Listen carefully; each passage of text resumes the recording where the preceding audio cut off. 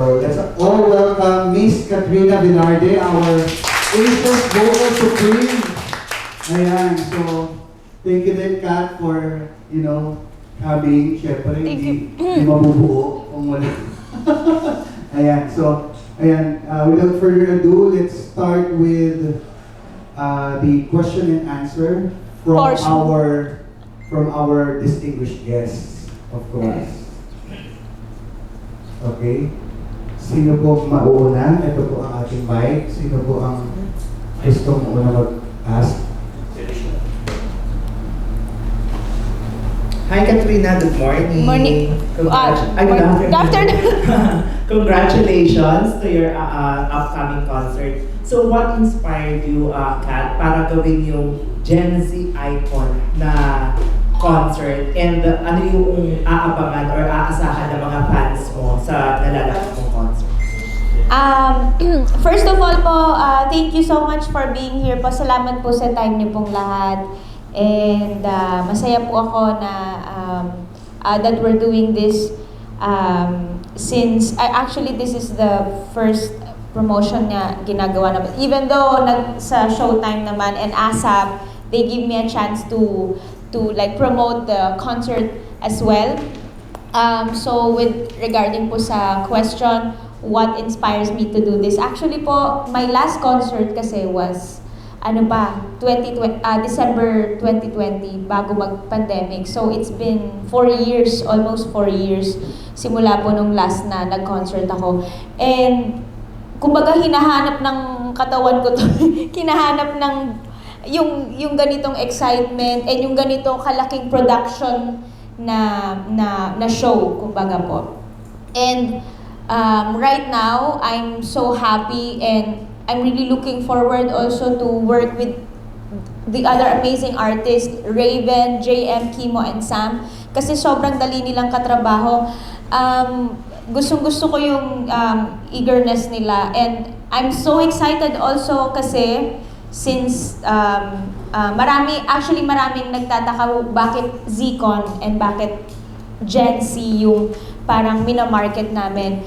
It's because parang napansin ko din po kasi na nowadays, habang tumatagal, parang yung reach ng audience ko ngayon or yung mga fans and mamshies ko is mga Gen Zs. So sila talaga yung mas malaki yung percentage ng mga nagsusupport po sa akin ngayon. And sa concert po na to, siguro what to watch out, watch out naman. Kung ano po yung maaabangan nila is, for this one, I'm so hands-on talaga. Talagang hinands-on ko, kasama ko kasi I'm using my own team. Our musical director, Teddy Katigbak, and siya po yung gumagawa ng mga arrangement ko sa covers ko. And sa mga ibang content ko po sa social media, YouTube, ganyan. So, siya po yung kinuha ko as my musical director. And kumbaga, nagko-collaborate kami sa mga inputs na gagawin namin sa mga songs. So, excited po ako. Ayun, so dami ng mga hit songs mo, at yun nga na-mention mo na very hands-on ka dito sa concert. In terms of yung mga song choices, meron ka ba mga pwedeng i-share with us na mga na-select mo? Sa mga na-select. So, actually, if we're looking about the title Gen Z, actually, hindi naman lahat ng Gen Zs, no? Since ang minamarket nga po natin is nasa ganitong situation tayo, gusto namin mas makarelate sila kasi yung mga music dati ng yung mga Gen Zs is 1996 to 2012, diba? So ito yung mga R&B, yung mga R&B-ish. So we are putting songs na kumbaga ginagawa namin ng ibang flavor, but at the same time they can makarelate sila sa kantang prepare namin para sa concert. Thank you. Thank you po. Thank you po.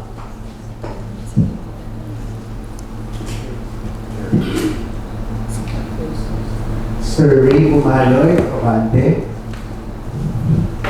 Sir Ray. Hi, Kat. Hello po. Medyo matagal-tagal na. Opo. May kaba ba? Kasi alam ko, parang sanay ka na, pero sabi mo, 4 years ago po yung concert mo. Anong nararamdaman mo actually? Honestly po, syempre may pressure. Naka-pressure kasi, which is okay, mas maganda na may pressure and may kaba kasi kumbaga mas may eager ka na gusto mong gawin talaga ng maayos. Pero since I'm trying to be involved po talaga especially sa mga songs and how I want it to be arranged, yung mga arrangement po ng kanta, kumbaga, I'm a little anxious. Nakaka-anxious siya actually. And syempre, coming from, di ba, pandemic days, nawala yung entertainment talaga. Kumbaga, wala sa television, kumbaga, nawala po bigla yung entertainment. So, lahat nasa bahay lang. So, coming from that, na nagla-live streaming lang kami dati. Pero salamat kayo nag-live stream. Opo. Opo. Opo. Actually po, nung time na yun, na-realize ko na yung live streaming days and pandemic na, okay, ganito, na parang walang arti-artista noon. Kasi lahat kami nandun sa platform na to give entertainment pa rin sa mga taong nanonood sa bahay since lockdown. So, and then, nung bumalik na po ulit lahat, syempre masayang-masaya kami kasi kahit pa paano, no? Kasi minsan nakakapagod din palang kumanta ng nasa cellphone ka lang. Tapos, yung mahirap makipag-interact masyado kasi you have to read all the comments. Pero right now, na we're doing a concert again, sobrang masaya po ako. But I'm a little anxious and pressured. Pero with the help of God naman po, kakayanin naman po ito. Natikman mo na yung pagiging hands-on, no? In the future ba, ikaw na bang mismong magdidirect ng sarili mong concert? Parang na-foresee ko po. Parang nakikita ko po. Kasi minsan ano ba tong term ko? Parang, opo, parang kasi, especially pag kunyari nanonood ako ng concert ni Beyonce kasi sobrang idol ko si Beyonce, internationalist Beyonce, and then sa local dito sa Philippines, si Ate Reg. So pinagsasama ko yung influence nilang dalawa. And every time I watch Beyonce's concert, parang sabi ko, parang gusto ko to kapag kaya na, kapag pwede na ako mag-produce ng sarili ko. Kasi right now po, nagsastart na ako mag-produce ng sarili ko, like my contents and sa YouTube, mga nire-release ko po ng mga kanta. So, yes, napo-foresee ko po na... Mga ilang years pa kaya ka? Siguro... Ikaw ba mag-produce o ang Viva o wala ba ito? Siguro, I will start with... Sigudahan ka na. Sino ang gusto mo makaback-to-back sa mga idols mo dito sa local? Kung sakali, o yung magdidirect. Tapos ikaw yung kakanta, sarili mong concentrated, kukuha ka ng mga dalawa lang. Sino ito? Siguro, actually, syempre, of course, ang una ko sasabihin si Ate Reg, no? Pero I'm really excited to work or do a concert with Jonah or Morissette also. Jonah and Morissette. Yes. Wow. Especially ngayon na si Jonah is nasa Viva na din. So, may possibility. Actually, nilalambing ko siya kay Boss Vic this year also. Pero dito muna tayo sa Zcon. Oo nga. Sorry sa mga gusto mong ganun mga magtatanong pa ako. Kasi napag-usapin ang pagiging unpro, di ba? Doon sa issue ni Morissette. And then, I'm sure dumating ka rin doon sa puntong nagkaroon ka rin ng vocal problem. And then, wala kang choice. Meron ba ganun? Wala kang choice kundi tuparin yung commitment mo. May mga circumstances po ako Paano nagkaroon. ikakawit mo? Hindi mo na parang nako-compromise yung expectation ng mga yung mga fans mo na gusto ka pumirit. Di ba? Alam mo yun? Pag hindi po talaga kaya, kunyari hindi po talaga kaya ng katawan, it's either i-cancel, i-refund na lang namin yung payment. Pero hindi pa naman, parang never pa naman po nangyari, Ate Chuck, no, na nag-cancel ako ng event. Pero ang ginagawa ko na lang po is, napaka-importante po kasi na sa singer na alam mo po yung list of songs na kinakanta mo. Kasi, kumbaga, kung parang maaano po ng boses mo, yung yung limitations ba ng boses mo. So, kumbaga pinag-iisipan ko po yung repertoire, nakakantayin ko every shows na ginagawa ko. Pero pag may mga chances po na kunyari may sakit, ganyan, ako po mismo, ang ginagawa ko po, it's either bababaan ko yung key, kasi yung key ng kanta, so that's why lagi ako may dala ding equipment minsan sa mga shows ko. Para pag may biglang emergency na biglang nawalan ako ng boses, kumbaga kaya ko pong ma-organize ko pa rin ng maayos yung kanta, and worst comes to worst po, yun nga po, in-edit ko yung instrumental, binababaan ko yung key para at least, kumbaga yung limit ng boses ko na alam ko na medyo sablay, kayanin pa rin sa key na to. Ginagawa ba ito ng ibang mga, parang ilang ko nakarinig na pwede pa lang i-adjust no, kung meron kang equipment or something? Opo. Ginagawa ba ito ng ibang mga singers na tulad ni Morissette, yung iba, ganun ba, or... Hindi ko lang po sure, pero kasi dapat pala may matutunan sila sa'yo. hindi, ayoko lang po kasi na, ang hirap po kasi ngayon lalo na sa social media na isang pagkakamali mo lang is parang yun na yung matatandaan nila forever. So parang hindi naman sa pagiging, alam mo yun, na safe, parang you have to be smart also. Kesa, alam mo yun, kesa may masabi. Well, hindi naman po dapat talaga minamind yung sinasabi ng iba, pero mahirap din po kasi, syempre, tao ka lang. Parang nakakapagbasa ka ng mga social media. Sobrang big deal na po kasi ngayon. So, I think this is just the smart way to do it po. So, dapat i-share mo din na sa ibang mga stars mo. Sa mga singers, dapat pala, meron silang ganyan. Or nagpapalit po ako ng kanta. Kunyari, may kanta po na, medyo alanganin to, palitan na lang natin. Kesa, Last question na lang, how do you feel kung Morissette ngayon na sinasabi ang pro na ganyan, tapos hindi may bigay expectation, ganyan, parang na-disillusion yung mga manonood? actually po, sinabi niya naman po yung side niya na Yes, okay. ginawa niya naman yung best niya that night. And nakita ko po na yung husband niya is nag-post ng video ni Morissette that time din. Parang wala naman po akong nakitang mali sa ano niya. Kasi it's still Morissette. Parang alam naman na po ng tao yung capability. Siguro po yung expectations lang ng tao, which is mahirap. Hindi naman lahat na be-please kasi. But at least, she still showed up and then still performed very well. Para sa nawalan ng walang boses at may sakit, nakakanta pa rin siya ng talagang maayos.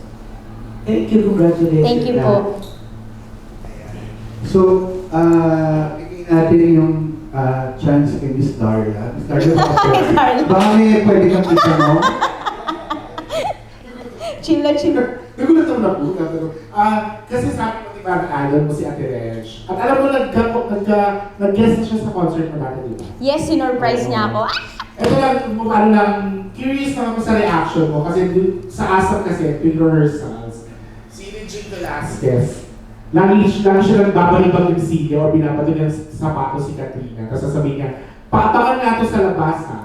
Anong feeling na yung idol mo na nilulook up mo, lalo na dito sa Pilipinas, ay ganun ka-believe sa'yo? Ano po, actually Mami Darla, na-overwhelm ako kasi si ate sa akin eh. Na-emotional ako. Si ate sa akin eh. Kumbaga, inspiration ko talaga siya simula nung actually, before Beyonce, Regine muna ako talaga. Kasi, lalo na yung mga kinakanta ko sa singing contest, si Ate Reg ang standard namin eh. Kumbaga, pag hindi mo kayang kumanta ng Regine, hindi ka pwedeng mag-singing contest sa mga amateur singing contest dati namin. Tapos, actually, alam niyo po, sobrang thankful. Minsan ko lang po makasama si Ate. At every time na nakikita ko si Ate, talagang stuck up lang ako na ganyan. And, sobra po akong kumbaga hindi ko alam kung hanggang saan yung saya ko nung sinurprise ako ni Ate sa first concert ko. Tapos after nun, every time na nakikita ko si Ate sa ASAP, nahiya pa rin akong kausapin siya. Nakatitig lang ako, Ate, I love you po. And sobrang, nung tinawag niya ako na daughter, sabi niya, halika na dito, my daughter. Hindi ko alam yung excitement, yung feeling. Sobrang nahihiya pa rin ako pag katabi ko si Ate. Hindi talaga ako makapagsalita, Mami Darla, pag nasa ASAP. Wala talaga Hindi. Hindi ka nakakapagsalita, pero nakaka-feeling ka ng really hanggang Gina. So, po talaga, sobrang big inspiration sa akin si Ate Rich, at sobrang pasasalamat ko sa kanya kasi siguro kung hindi dahil sa way of singing ni Ate, siguro mas sa kanya ko din nahanap kung ano yung gusto ko or kung paano yung way of singing ko din. Kumbaga siya yung nagbigay sa akin si Ate yung nagbigay sa akin ng strength na parang kaya tong tanggapin ng tao kasi nowadays parang birit ka lang na birit ganyan. Pero parang hindi ko din ma-stop yung sarili ko na pag may Ate Reg, ito na yun. Kailangan ate-ate ka rin. Talagang Regina yun.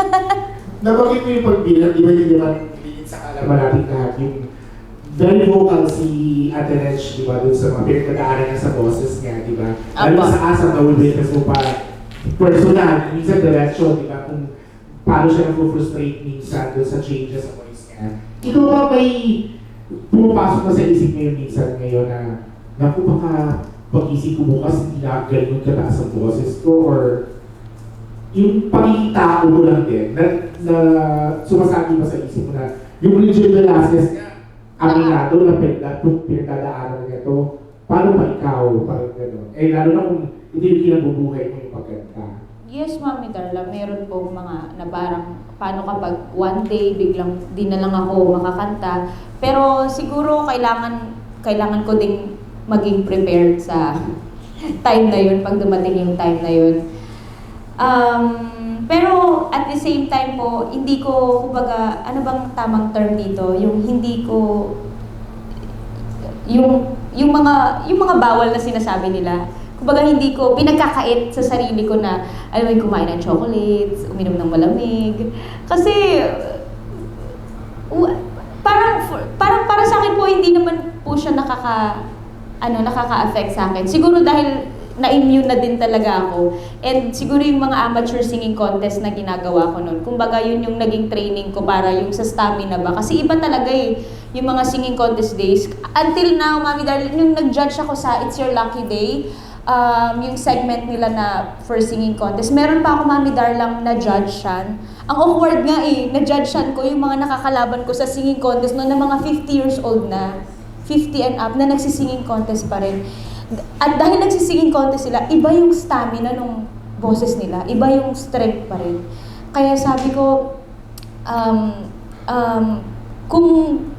kung si Ate Reg ay, kumbaga, nagbabago yung, it's normal naman Diyos ko, sa edad ni Ate nung 18, grabe naman kasi talaga yung boses niya, kumbaga, until now, kaya pa din ni Ate, kaya pa din talaga. Ano lang, syempre yung aging lang talaga I think it's part of life. So last na lang, nabanggit mo yung mga nakakalaban mo dati. Gina-judge mo na ngayon. So ano pakiramdam na siguro you're the Zico, di ba? Maraming Gen Z ngayon na baka hindi na naaalala na ikaw si Suklay Diva. Pinag-usapan na natin kanina ng lunch, di ba na? So GGT, ginas ka ni Vice. Ngayon, burado ka sa TNT. Andun si Vice. Kabantar mo bilang artista. Anong pakiramdam na from that Suklay Diva online, ikaw na ngayon, Katrina is the Zicon? Ano po, walang ibang feeling kundi yung galak ko sa puso ko. Kasi, ewan ko ba, this is all unexpected po talaga kasi kumbaga yung humble beginnings ko sa pagsisinging contest. Tapos kumanta lang naman ako na hawak yung iba po siguro kasi hindi alam. Bakit Suklay? Kasi yun nga po, kumakanta po ako sa parang yung sa kama lang na nagpo-practice kasi ako, papunta ako singing contest that time. So, habang pagkatas ko maligo, suklay lang ako, tapos sabi ko, practice nga ako. Tapos pinindot ko lang yung cellphone ko, or iPad ba yun, nakalimutan ko na. Tapos, habang wala lang, in-upload ko lang siya. Sabi ko, sige, upload ko lang. Tapos, parang nagpa-practice po ako, tapos pinapakinggan ko. So, pagka-practice ko, pindot, ganyan. Tapos, in-upload ko lang siya sa Facebook ko, na wala namang followers, and walang anything, wala pang follow sa Facebook that time. Friends pa lang talaga. And then, after kong gawin, siguro after 1 year ba o 2 years, dun lang po siya nag-viral.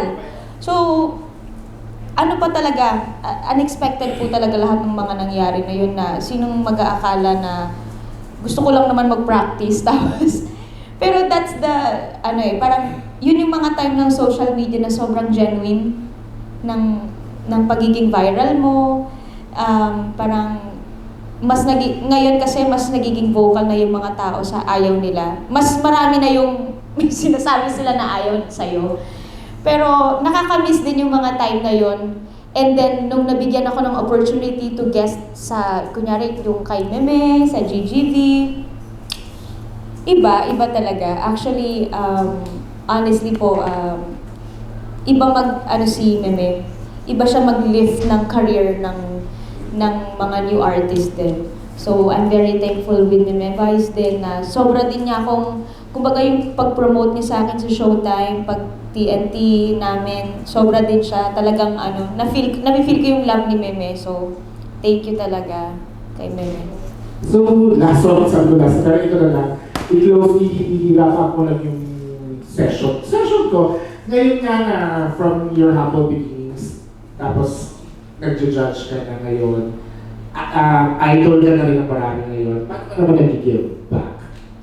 Lalo sa ASAP, dun sa champions nyo, di ba sa champion showdown, kasi may mga kasama ka ng mga bagets. Yes. Paano ka naman nag-share ng talent mo? Lalo na ayaw mo si Ate Reg na, alam mo gano'n ka generous, paano mo naman sinasabuhay din yung pagiging generous na tao? Bukod po sa paggamit ko ng mga contents ko na nagko-collab ako sa kanila na collab tayo, ganyan. Especially in ASAP. Actually, doing ASAP po is very challenging kasi kala po siguro ng madami pag nag-ASAP kakanta lang kami.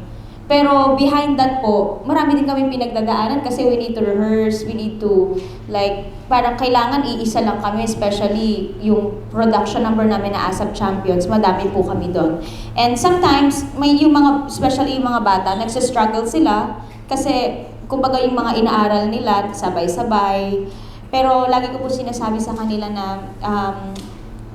kung gusto mong mag-stay or magkaroon ng sustainability yung career mo, dapat very professional ka sa work, dapat pupunta ka ng trabaho na alam mo yung kanta mo. Especially sabi ko, yung last na kausap ko is si Laika. I don't know kung natatandaan niya pa yung sinabi ko sa kanya kasi medyo overwhelmed siguro siya dahil kakapanalad pa niya pa lang ng TNT, tapos may ASAP siya, may Showtime siya. So sabi ko sa kanya parang lagi kang pupunta ng prepared and tandaan niya na mayroong susunod na tawag ng tanghalan, may bagong mananalo. So parang nagpapatong-patong, parang sooner or later minsan makakalimutan ka ng tao. Kaya dapat lagi mong gagalingan. And pag-rehearsal namin, talagang give na din talaga kami kasi lagi ko sinasabi sa kanila na in life also, there's no rehearsals. Ang lagi kong sinasabi sa sarili ko na kahit rehearsals, gagalingan ko na. Kasi bakit? Paano kapag yung rehearsals na yun, wag naman sana, parang last performance ko na. 'Di ba? Parang, so at least gusto ko makita ako ng tao na kung ano yung ginawa ko kahit rehearsals pa lang, yun yung tumatak sa kanila na ginawa ko pa rin yung best ko. So, thank you po. Okay.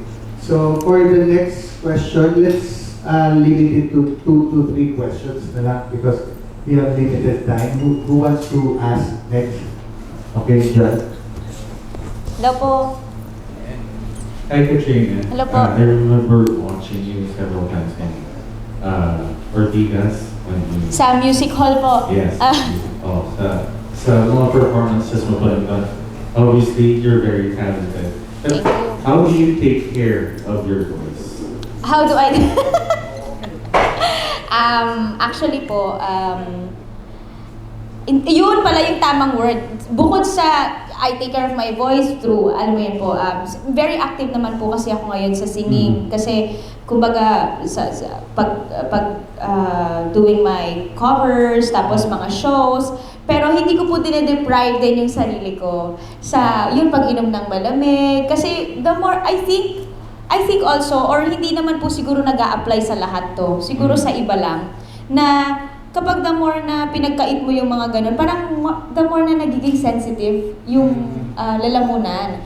So, parang for me, it's okay also na kung ano yung nakaka-relax ako. Kasi minsan si Tito Gary nakikita ko kasi si Tito Gary is my mentor. So, minsan pag nag-show si Tito Gary, nakikita ko, inom pa rin siya ng mga cold drinks.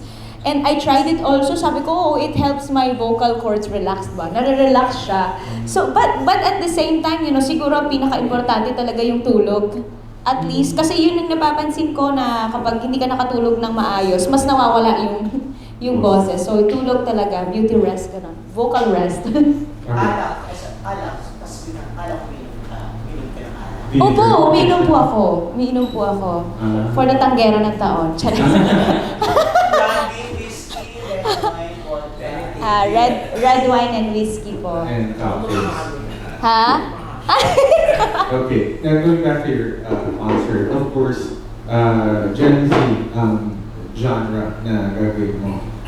You earlier mentioned that you will have R&B on your lineup, other siguro mga band stuff since it's the 2000s. But what particular songs are you keen on performing on that day? What particular songs? Actually po, ginawa po namin siyang iba-iba. Kumbaga, okay, so the idea is when I'm doing a meeting with my musical director, kasi pinag-usapan namin na yung mga Gen Z songs kasi, kumbaga yung ganito lang siya, kasi yun yung mga hardcore R&B yun eh. Yes. So, puro siya, parang ganito lang yung niya, parang walang lipad masyado. So, Yes. what we're trying to do is, we sing something, or kung hindi man pang Gen Z yung kanta sa year na yon, gagawin namin siyang tunog Gen Z, but lalagyan namin ng mga lipad. So, para hindi siya, yung naka-straight lang na gano'n. And, pa rin po siya, mix pa rin po siya. And, we are trying to, we're really trying na, kumbaga, mag-reminisce ang mga Gen Zs, kahit na hindi pang Gen Z yung kanta. So yung parang you're gonna still put your own spin to that. Yes po. Thank you so Yes, much. thank you. Hi, good afternoon. Hi, Miss Kate. Hello po. Anong experience na mo as a singer sa dami ng taon na nasabi mo ayaw mo nang maulit ito? Yung something na you learned from?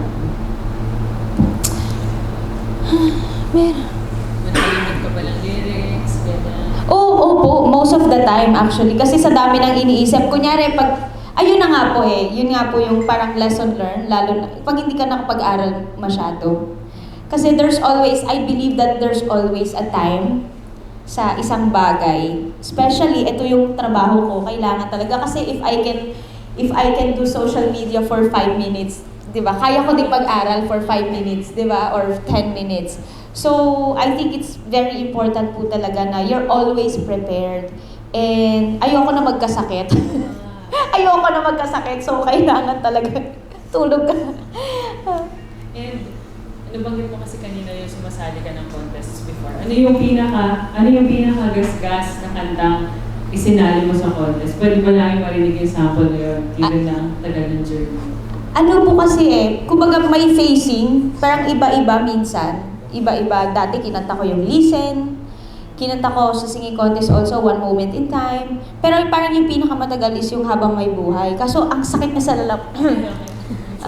Sorry. It's okay. Hindi, kasi yung version kasi sa mga singing contest kasi, for you to win, dapat yung mataas yung range ng boses mo. Especially yung mga sinasalihan namin, mga probinsya po kasi. So sa mga probinsya, gusto nila yung mga talaga, yung mga pangbakbakan talaga na na mga kanta. So yung Habang May Buhay is, ibig kong malaman mo hanggang sa dulo ng mundo, ang pangarap ko'y sa'yo.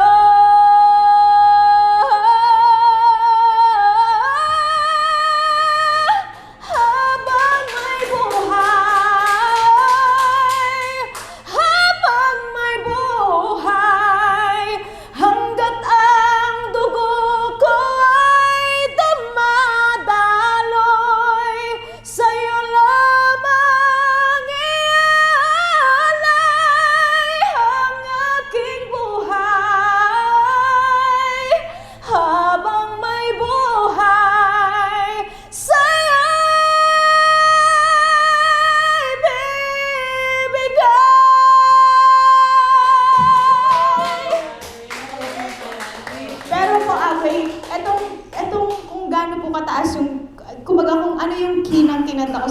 contest po, mas mataas pa yung ano. As in, thank you po. Si Sir, yan, si Sir. Okay,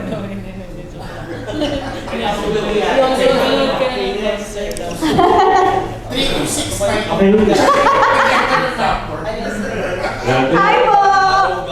Ano nakaupo ka pa nun Katrina, curious lang kami, whenever you perform or meron kang shows or like concerts, meron bang specific routine na ginagawa Ritual. before the show or say, a day before the show? Of course, a day before the show, dapat rest day na yan. Kasi dapat hindi na ma-stress ang bosses. So we do rehearsals, mga 2 to 3 days ng rehearsals. And then pahinga. And then sa as much as possible, kunyari pag sa concert, of course we do run through on the days minsan. Pero pag on the day, ang ginagawa ko, ang run through naman is earlier, di ba po?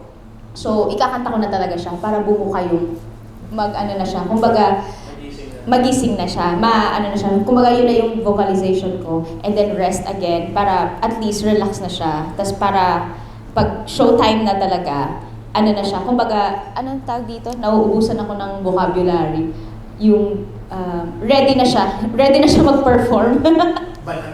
Banat na yun, mabanat. Tama. When you say, nag-realize ka, totally hindi ka salita, you don't talk. Hindi naman po. Kasi ba yung mga singer na, Vocal rest talaga. kasi yung vocal rest, kasi tahimik. Kasi hindi ka naman normal. Normal po. As much as possible, I still talk normal. Para parang mas nakakasira yata, lalo na pag napaus ka, parang mas nakakasira yata siya sa hindi siya maganda kapag hindi ka nagsalita ng normal. So, I still do. Routine pa rin naman, kumbaga routine ng totoong tao, ganyan. Sabi nila parang lahat ng kanta ay nakakanta mo. Ikaw, is there a particular song na tingin mo ay hindi mo kaya kantahin? Or is it a song that you really find so difficult to sing? Ewan ko ba, hirap na hirap talaga ako sa Bleeding Love. Totoo, di ba? Lagi ko sinasabi to. Kasi, kung naririnig niyo po kasi, di ba, yung boses ko po kasi is parang masyadong matinis kahit nagsasalita. So, may mga kanta po na pag nasa mid-range, for me, yun yung nahihirapan ako. Kasi mas sanay yung boses ko na laging nasa taas. Or dapat mas mababa siya sa mid-range. Parang nahihirapan ako kapag yung sakto lang. So, ayun po. Nalulus pala ako. Ah! Last na. nang nahihirap.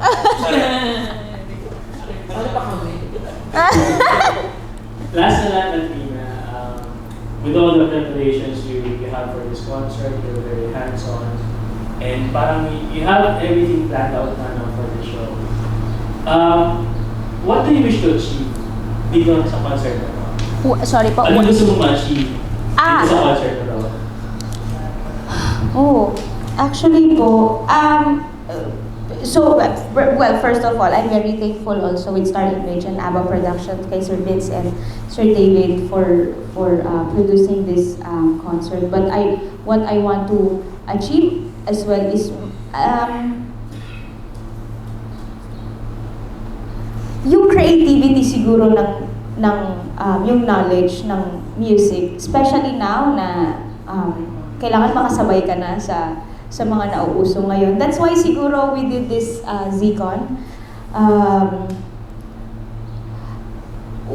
Wala po ako specifically na gustong in a good way naman na parang gusto ko makita nila na kaya ko pa din na ito pa rin, kaya ko pa rin bumirit and all. Gusto ko lang pong makapag-connect pa lalo sa mga, kasi it's been a long time, it's been 4 years. So, ang tagal na nun for me.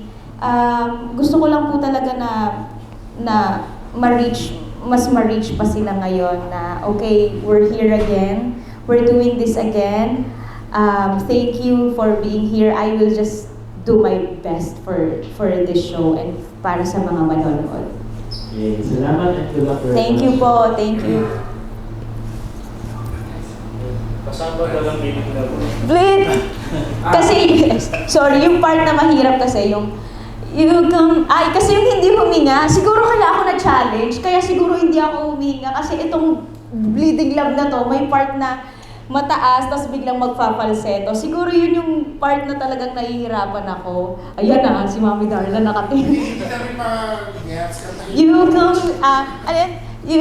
ano lyrics nun? You come me open and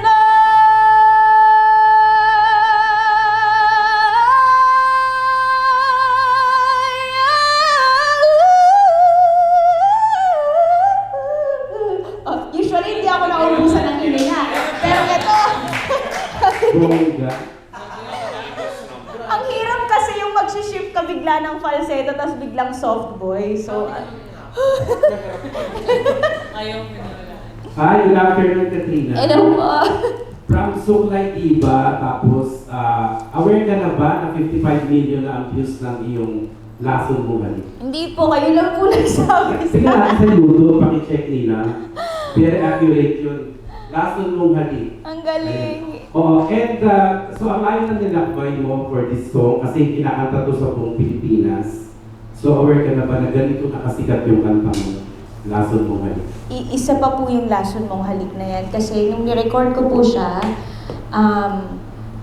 kakapanganak ko lang po nun sa son ko.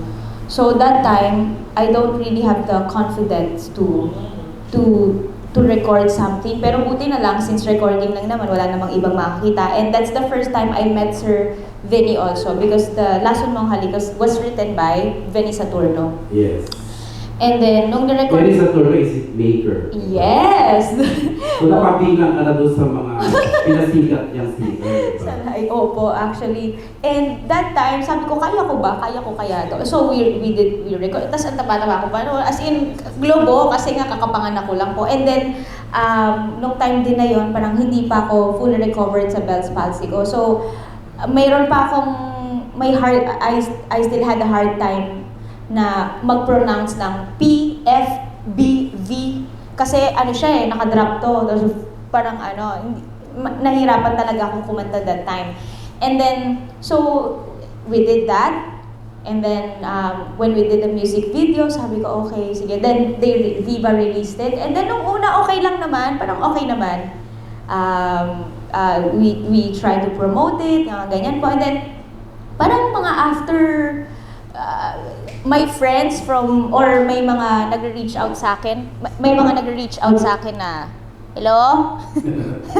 May mga nagre-reach out po sa akin na mga taga Mindanao. Sikat na yung kanta mo. Na sabi nila, and then they're tagging me sa yung mga page ng mga radio station ng Mindanao or Visayas. Number 1, Lason Mong Halik, ganyan. Number 1 daw sa most requested. Sabi ko, oh, it's doing good. Pero sa Mindanao and which is okay kasi malawak din ang reach ng mga Visayas and So, after po nun, they keep on tagging me, tapos may mga nagme-message sa akin na, huy, sikat na sikat yung kanta mo dito. Sabi sa akin, hindi ko alam, di naman ako taga dyan. And then there was this one time na I did a show somewhere in Mindanao, nakalimutan ko po. Sabi ko, sige nga, try ko nga kantahin yung Lason Mong Halik. Kasi sabi nila, sikat daw dun eh. So, nung pagka-play agad ng Lason Mong Halik, wow, sigaw, sabi ko, ay, oo nga, sikat nga. So, parang doon ko na, kasi parang first, hindi naman yun yung first na kanta ko, di ba? Tama ba? Parang hindi naman. Pero yun yung Viva produced kasi yun. So, Viva Records. And then, nung nga po yung nagulat na din po ako, pagka-check ko na from wala pang 1 million views nung last time na chinek ko po, yun yung dating-dati. And then nung pagka-check ko, sabi ko, na-curious na kasi ako. Nakita ko may 20-something million views na that time po. Sabi ko, 55 million. oo, sabi ko, hala, oo nga. So ayun, ang galing. Ganun pala. Pero siyempre parang malaman nila kasi ako aware ako sa song. Pwede magbigyan mo kami ng sample ng Sure. Lason Mong Halik. Bakit ganyan ang iyong pag-ibig na ang akala ko ay langit? Nilaro-laro mo lamang ang pusong naiiglip. Sa yakap mo ay nagayuma. Pag-iwas ay di ko na kaya. Hanggang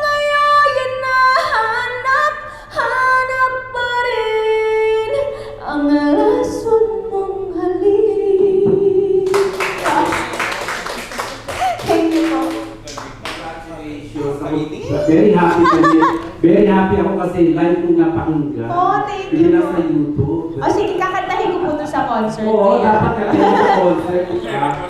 So, how is working with your producer na I know na friend mo rin sila, di ba? Sir David, yes. Actually, matagal ko nang kilala si Sir David. Yes. And then, dati sumasama pa ako sa mga, ano, di ba, yung mga outreach, ayan, ang ibigay ko. Outreach program. Bait-baitan, si ba, charot lang. Di ba, bait naman po ako. So, nakita nila yung journey mo, no? Opo, Yes. opo. Pero ano na po yan eh, Supply Diva Days na din naman po yun. And then, until parang napatagal din, tapos kinuha nila ako sa shows. Kinukuha ako ni Sir David sa mga, ano po nila, sa mga shows, events po nila. Ako nga masusundan ko concert na to kasi I heard na malakas ang benta ng ticket. Congratulations! 24. Ay, ang talent fee, syempre, bongga na. 7 figures na ba? Sana all. So, alright, have to, ano na guys, do we have another, last one? Okay, sige, sige. Alright. Hey, Hello po. Comment lang na makikita ka na namin sa GMA through Showtime. Uy, I'm very excited. Hindi ko alam kung pwede kong i-share. Pero sana, malay niyo po.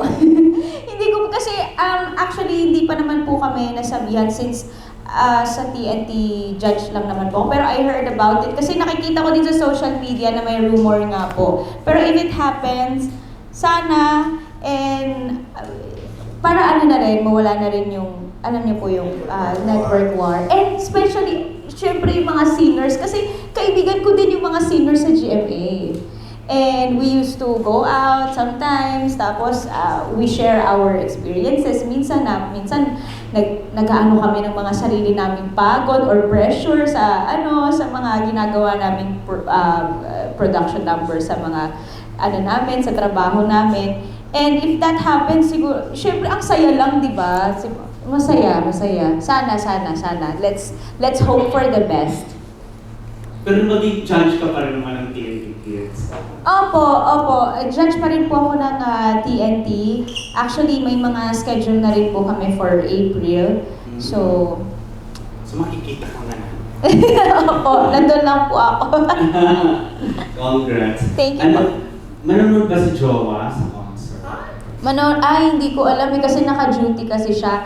I can't really tell a lot about him kasi medyo ano siya, low-key and very private ang kanya since yung work niya rin kasi is for parang VIP po kasi yung we all know actually pinost ko naman about him na piloto po siya pero ano po kasi siya sa VIP po kasi mga kinikater na passenger, so yun lang po yung maano ko. hindi ako makapag-disclose ng Concert, Albert, about sa concert. Pero po kasi, alam ko naka-duty kasi siya, so sayang. Oo, hindi kasi pwede, bawal eh.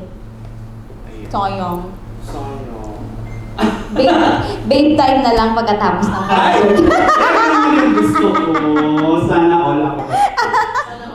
Thank you. And last na lang, paano mo pala naisip na sila yung mga guest mo for the concert? Parang they are your respective champions din sila. Actually, it's before that, na-discuss naman sa amin ni Sir David about it. Si Sir David ang nag-conceptualize. Tama ba, Sir David? Ni Vince. Si Sir David and Vince. So, they conceptualized this. And I'm very happy kasi sila lahat nakaka-work ko sa ASAP. So, ano na siya? Ano sila eh? Kumbaga parang, ang bilis nilang kausap eh. Yun yung masarap katrabaho po kasi. And they helped me also promote the show. And we help each other also. Like for example, I just asked them to do a collaboration with me for a content para ma-promote yung concert, which we did. Talaga yung effort talaga nila. And now I'm doing it. Magre-release ako ng cover namin. This I Promise You ng NSYNC, di ba? And we'll take para may Silang apat pa. Sila pa, apa. So yun, I think that's the, it's the best gesture na nabigay nila sa akin to promote the concert also. So, wait yan, si Sam naman, matagal ko nang si Sam, naka-work din po sa mga di kaya nga po sinasabi ko ang powerful ng social media eh. Kasi doon nagkakaroon ng pagkakaisa yung mga artist talaga na, oh, let's do this. Collaborate. Po. Sana gawin niyo, i-perform niyo yung duet ni Mariah at ni West. Thank God I found you. I did that with Budakel. And I have a surprise guest din po. Surprise! Pwede pa araw-gabi na. Yung mataas na ba? O sige, pang content din to para mataas. Yes! Viral. May ano ba dyan, Sir David? May jack dyan? Ay, wag na. Wag na lang. Yeah, merong O Bluetooth? The Bluetooth device. Ay, wala. Ay, oo nga pala.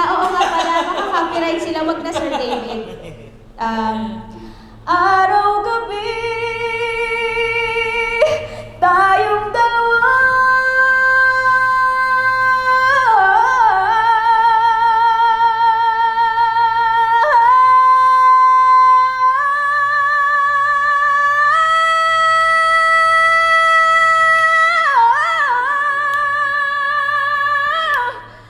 Araw-gabi, tayong dalawa. Instrumental. Araw-gabi.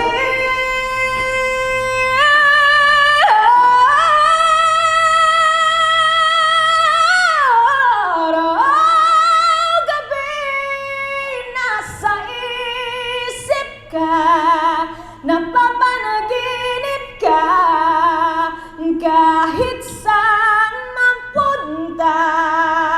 Araw-gabi, nalalasing sa tuwa, kapag kapiling ka. Araw-gabi, tayong dalawa.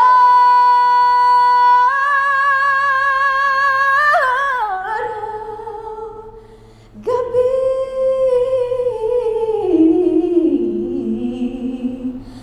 tayong dalawa. Grabe, inupuan mo yung mga nota. Salamat po. Inupuan lang niya yung mga nota. Alright, thank you so much everyone. Maganda po yung headline na yun, yung Katrina inupuan ng mga nota. So ganito na lang po gagawin natin. Let's have a photo op. Salamat po. Thank you po. Salamat. Janelle, wala kang tanong. Ayan. Galing naman. Ay! Ayan, before we end this program, gusto ko lang magpasalamat on behalf of Aquarius Entertainment and APA Production. Salamat po sa mga dumalo ngayon, of course, ang ating mga kaibigan in media. Salamat po. Ayan, and of course, ang ating Asia's Vocal Supreme na si Katrina Velarde. Ayan. A picture daw muna. Sana sa may poster. Sa may poster. Ayan. Big sa dito nga. Charot. Bagit na natin. Isa pa. There. Yes. Kaya lang ang shadow. Parang against the light. Parang dito dapat tayo. Dito managaling. Parang kita Or ilagay na lang natin sa gitna. Ay, sorry pa. Sorry. Ayun. Yan. Perfect. Galing. Medyo dito kayo para may... Para yung light.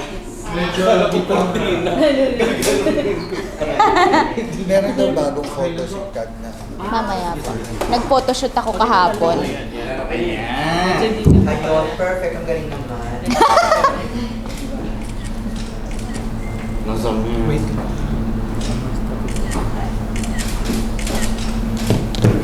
Okay. Okay, everyone with Kat. Here po. Here po muna. Ay. Here. Para may ilaw. Thank you. Thank you. Yan, mas solo na lang din si Kat naiiyak. Oo, yes. Hindi ako sa family ko. Iyon, Ay, tanggalin ko na. Sa ating ano, yan.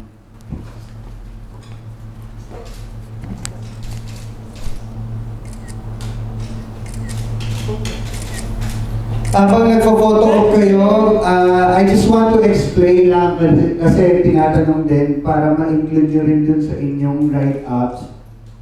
What is Zcon? Ibaba kaya natin to para Kaya na-reveal namin, Katrina is the Zcon. Kasi nung una, teaser pa lang Zcon. Bakit Zcon? Sorry.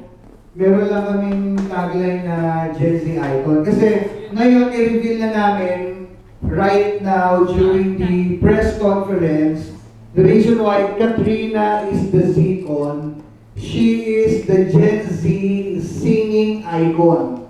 So we considered her as the Gen Z singing icon. That's why Katrina is the Zcon. Yeah. Thank you so much, guys, for coming. And we have a little bit of surprise for you, all of you.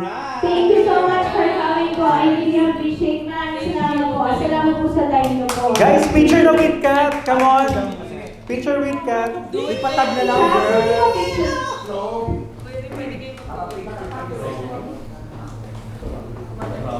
Tapos mauna nang aalis si Kat kasi meron pa siyang next.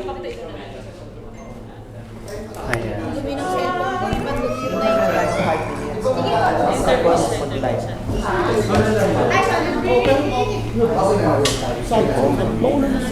Ano pa dito? So, mag-schedule na. Di ba may sikat siyang punta na? Sino? Yan yung meron siya kayong Dito po kayo. Raining is funny. Perfect. Perfect. Di ba meron siya sikat sa Raining is funny na kanta eh? Sino? Pero ginagawa di po dito sa bukas.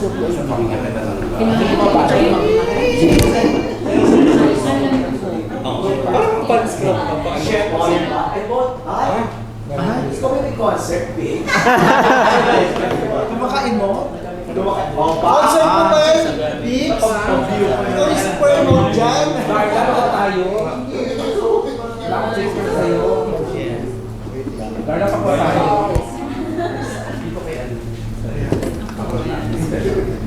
Thank you. Take a beer, ha? Magagawa ka na sa ng araw gabi ito.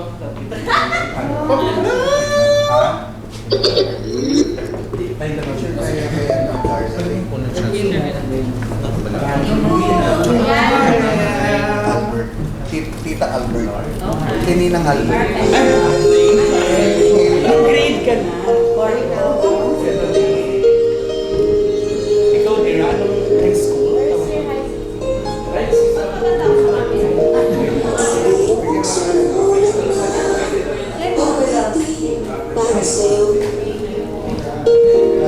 Ayan. Thank you so much, everyone. We appreciate your time. Thank you, Mars. Thank you.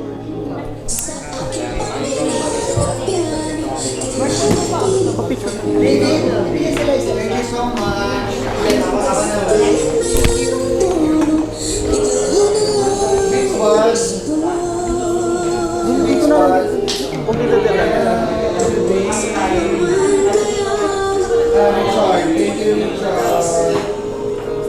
Mapapicture lang tayo, ha? Wait kami.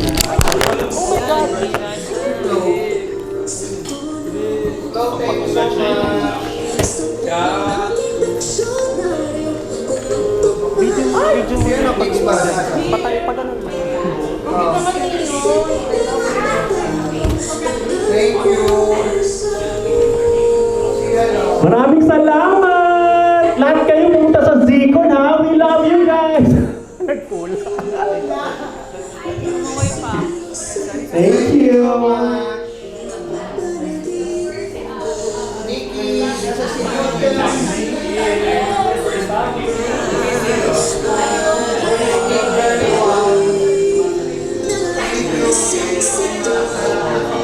you.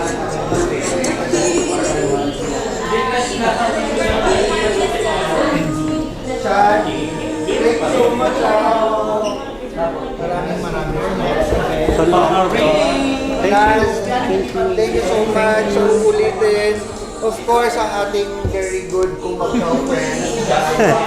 Thank you. Meron ka na. Kapag meron kayong Mga ano to? Mga ano yan ni Madjo? Mga product. Peter, Alam pa. Pambading.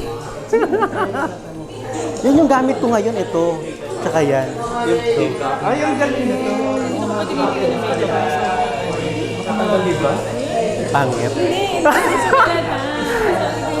Talaga, thank you.